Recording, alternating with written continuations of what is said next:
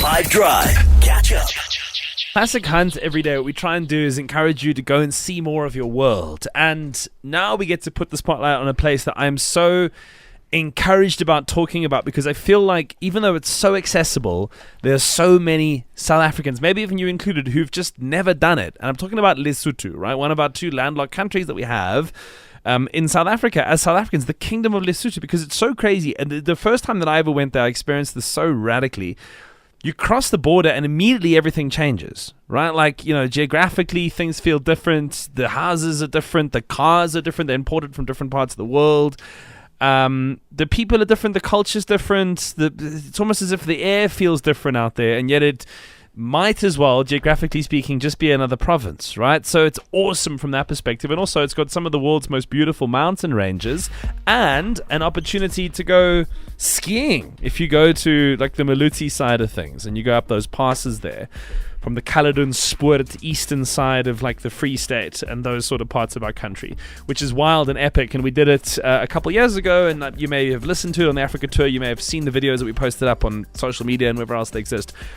But one thing that was crazy for me, I just remember, was we went to bed on a, let's call it, doesn't really matter, but like a Thursday night. And when we went to bed, it was cold up in the mountains that we were in at this ski resort, but very sadly it wasn't snowing at all.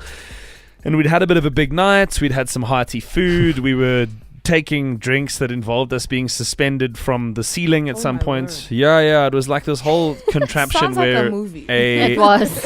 It's like a snowboard, I think, that's suspended to the roof, and then you like clip yourself into the feet. And no. They were fine. Perfectly everyone's fine. okay, and there was an indemnity form signed. But I mean, like, Lord. It was a lot of fun, is the point. And then we woke up really, really early in the morning, so we needed to get on the road at like 5 or something. I think we might have even been driving to Botswana that day. But anyway, we wake up in the morning only to find that, like a Disney movie, the whole place has been completely snowed in. Do you remember that? It was just so wild.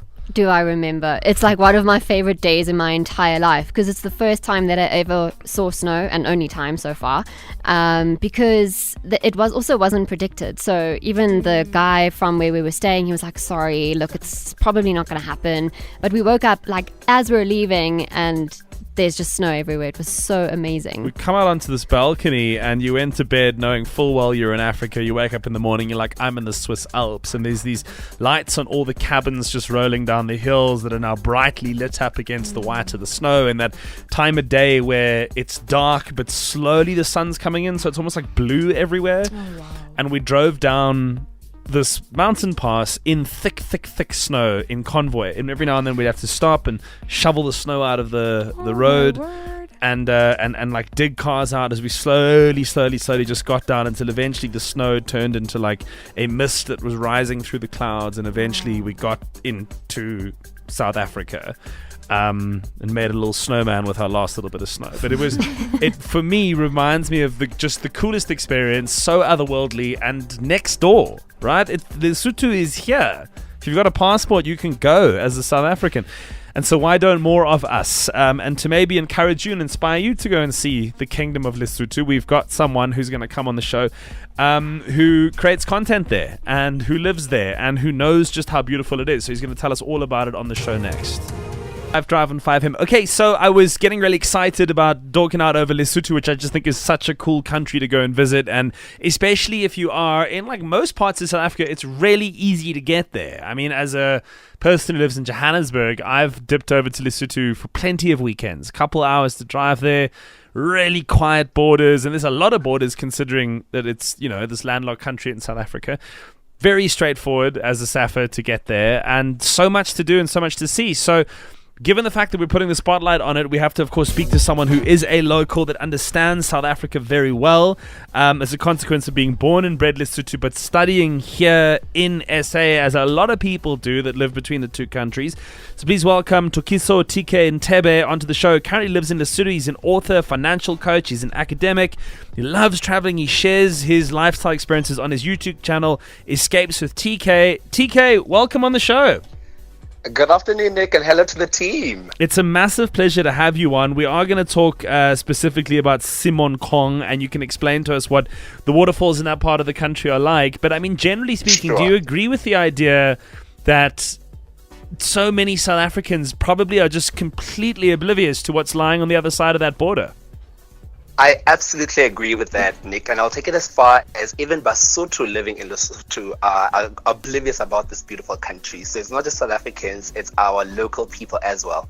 So we're doing a lot to promote tourism, to get more South Africans to visit Lesotho, but also locals to embrace the domestic travel experiences that this beautiful country has to offer. I've had such good experiences, such amazing vistas, great people, the friendliest people in the world. I had my car broke down somewhere out in the very remote rural part of Lesotho near the Culloden Sport border, and within half an hour I had the entire town out busy helping me, like every mechanic, every single person that was riding by on a bicycle, that just all they wanted to do was be friendly, kind, and generous to me, and nobody wanted anything in return. And that kind of spirit, that kind of community, I fell in love with the Basotho at the time.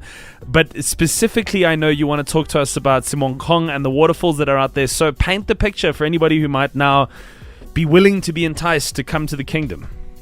Oh, Semonkong is also called the place of smoke. And Maletsunyane Falls lies on the Maletsunyane River. So if you're looking for absolute scenic beauty, before you even get to the falls, the drive up to Semonkong Falls is absolutely beautiful. The air is fresh, the views are stunning, you are surrounded by mountains all over. It is absolutely incredible.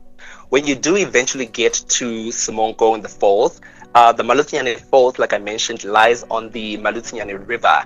And the falls are 192 meters long. So when we speak about one of the highest, or longest rather, waterfalls in the world, Maletsunyane Falls is absolutely one of those. And the views from this falls are absolutely stunning. There's so much to do in Semonkong, whether you want to go horseback riding, whether you want to do abseiling, 204 meters worth of abseiling for people who are adventure, who love adventure. Maletsunyane Falls is absolutely the go-to place.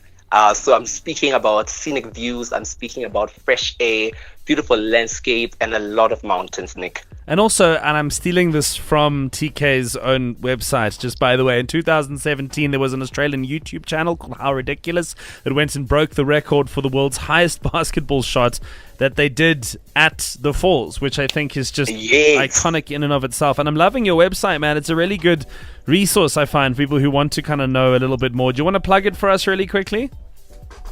So the website is tkinterview.com. It's a travel and lifestyle podcast website rather. And I also do, like you mentioned earlier on, a YouTube channel. And of course, I've just recently launched my podcast where we speak everything travel, lifestyle around Lesotho and around all the different places I visit, whether it's the Free State, Gauteng, or other nearby countries such as Botswana. TK Ntebe, this is exciting, man. Good for you for promoting the continent. We love you for it, and we're hoping that someone listening is inspired to go and see some more themselves. Thank you so much, Nick, for having me. It's an amazing conversation that we had. The Kingdom of Lesotho, I tell you what, it's one of my favorite places, and if you've never had the opportunity, do yourself a favor, get out and catch up from some of the best moments from the 5 Drive team by going to 5FM's catch-up page on the 5FM app or 5FM.co.za.